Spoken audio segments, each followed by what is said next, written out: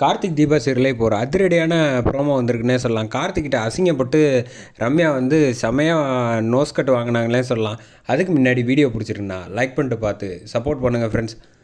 கார்த்திக் வந்து இங்கே தீபாவை அழைச்சிட்டு இங்கே பாட்டு பாடி முடிக்கிறாங்க. முடித்தோடனே வாங்க தீபா, அத்தைக்கு வந்து சரியாயிடுச்சான்னு நம்ம போய் பார்ப்போம் அப்படின்னு சொல்லிட்டு நீங்கள் பாடினது போகிறோம், நானும் கேட்டேன் அப்படின்னு சொல்லி சொன்னோன்னே கரெக்டாக அந்த சாமியார் வந்து கார்த்திகையும் தீபாவையும் 2 பேரும் ஆசீர்வாதம் பண்ணுறாங்க.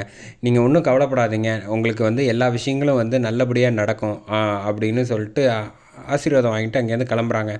இந்த பக்கம் ரம்யா வந்து தொண்டையில் கையை வச்சுக்கிட்டு தவிச்சிட்டு இருக்கப்ப, என்ன முடியலையா, பேச முடியலையா, திணறியா அப்படின்னோடனே, நல்லது மற்றவங்களுக்கு அப்படி நினச்சேன்னா உனக்கு தன்னால் சரியாயிடும் அப்படின்னு கையில் ஒரு தண்ணி எடுத்து இப்படி மேலே தெளிக்கிறாங்க.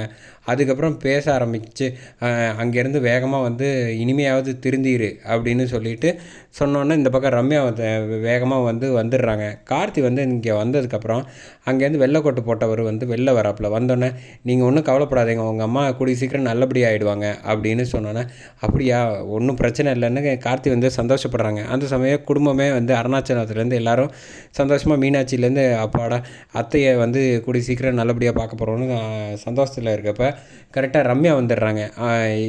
நீங்கள் ஒன்றும் கவலைப்படாதீங்கன்னா அருணாச்சலத்துக்கிட்ட வந்து சொல்கிறாங்க, இந்த மாதிரி நான் வந்து பரிகாரம் பண்ணதுனால தான் மட்டும்தான் வந்து இப்போ வந்து சரியாக இருக்காங்க அபிராமி அம்மா அப்படின்னு சொன்னோன்னே கார்த்தி அதை பார்த்துட்டு செம்ம கடுப்பாகிறாங்க. எதுவும் பேசாமல் அமைதியாக அவங்கள பேச விட்டதுக்கப்புறமேட்டு பதிலடி கொடுக்கலான்ட்டு இருக்காங்க.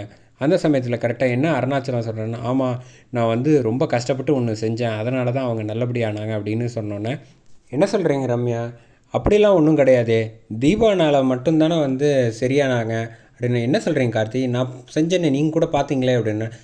பார்த்தேன், ஆனால் அதுக்கப்புறமேட்டுக்கு ஒன்றும் இல்லை, தீபா வந்து அம்மன் கிட்ட மனமுருகி பாட்டு பாடினா, அதுக்கப்புறமேட்டுக்கு தான் அம்மா வந்து நல்லபடியாக சரியானாங்க, அதை நான் கண் கூட பார்த்தேன், ஒரு சாமி கூட ஆசீர்வாதம் பண்ணாங்க எங்களை அப்படிங்கிறாங்க. அதோட முடியுது.